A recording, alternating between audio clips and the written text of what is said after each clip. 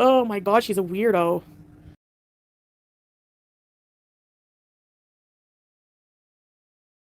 Hello, 'tis I, Fat Cow.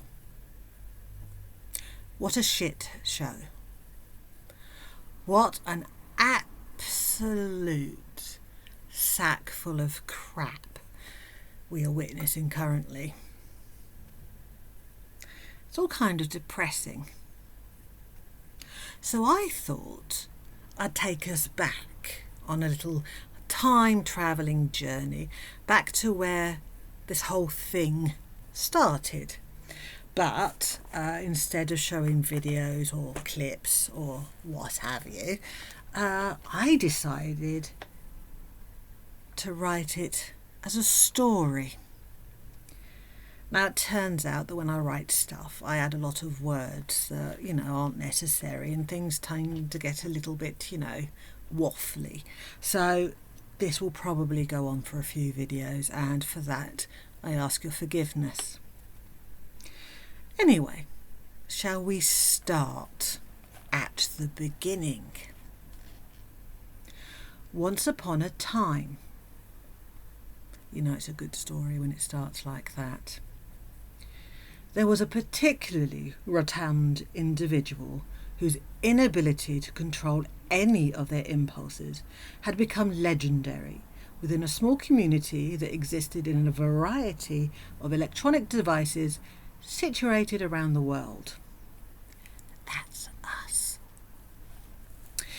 It was widely believed that the majority of the individuals within this small community only observed this particular behemoth because they were consumed with an envy that was quite frankly borderline psychotic, when, in reality, the gargantuan glutton was observed, in the most part, in a ritual of morbid curiosity and a trance-like disbelief that such an aberration could exist.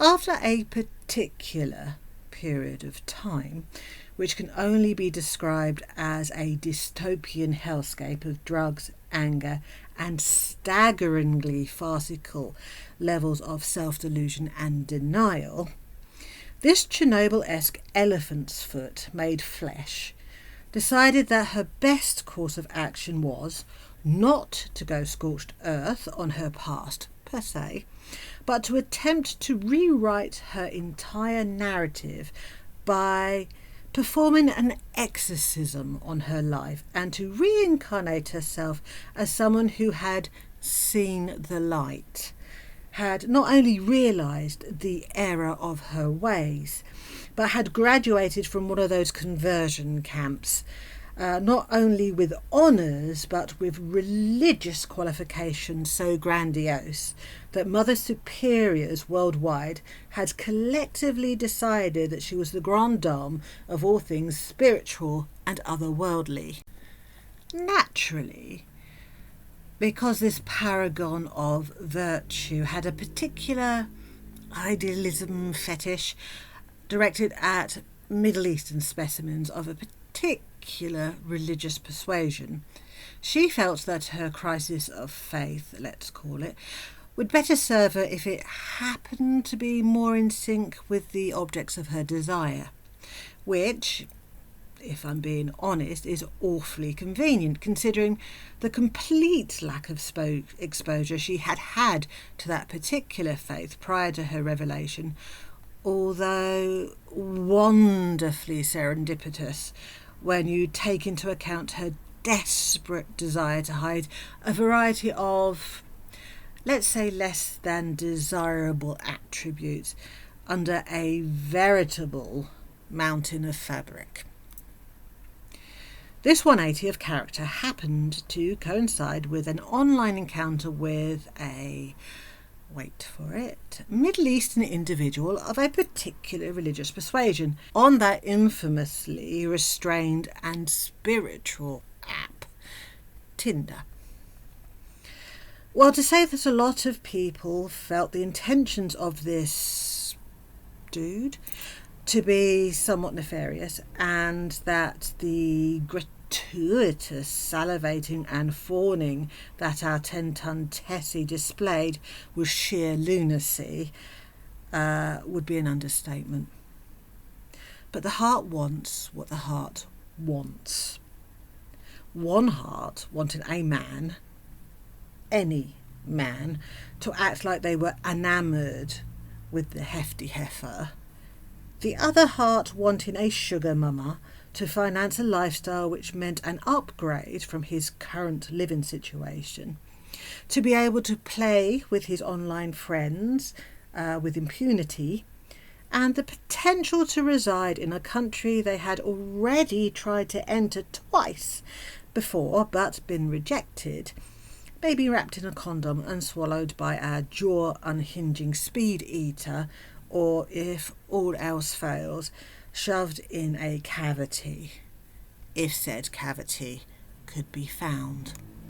So, with the conviction of a toddler who has been caught stealing cookies, explaining to their parents that their imaginary friend not only ate all the cookies but also definitely stole some coins from Mummy's purse and had planted evidence to incriminate said toddler because they are jealous of how cute they are, the space hopper, dressed in a marquee that would be erected during a wake in a heat wave, yeeted herself to Kuwait to meet the dude, confident in the knowledge that he had no idea exactly how gargantuan she was, how awful an individual she was, how manipulative, vile and selfish she was. But not only that, once he met her, he wouldn't care.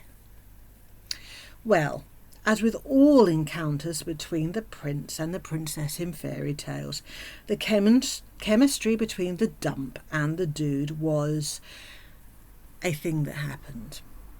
It was definitely not a display that, well, let's just say the third-hand embarrassment was a sight to behold.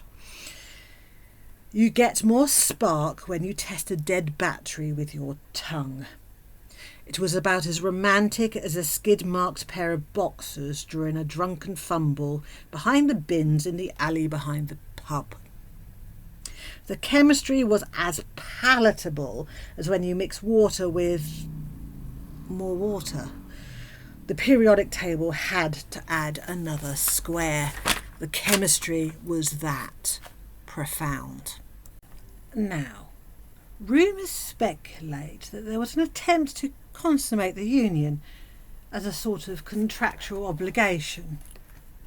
I mean, $900 for a quickie is significantly more profitable than most women of the night can demand, and isn't really something an individual who is trying to separate another individual from their monies will turn their nose up at.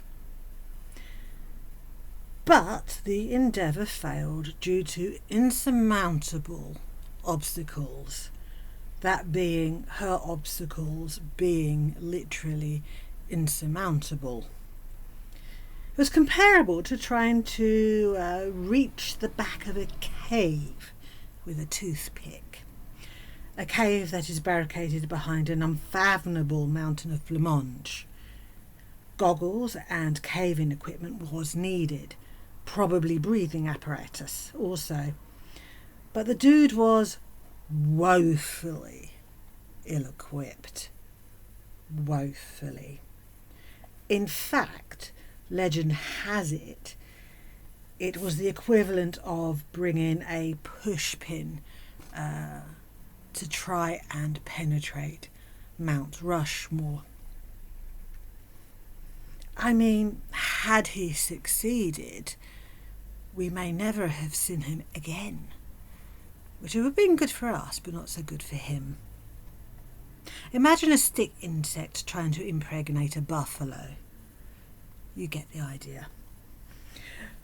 So the lack of conjugal activities was probably a good thing, all things considered, when you take into account the fact that they were sharing the same domicile, for that act alone was in direct violation of the religious laws of the land.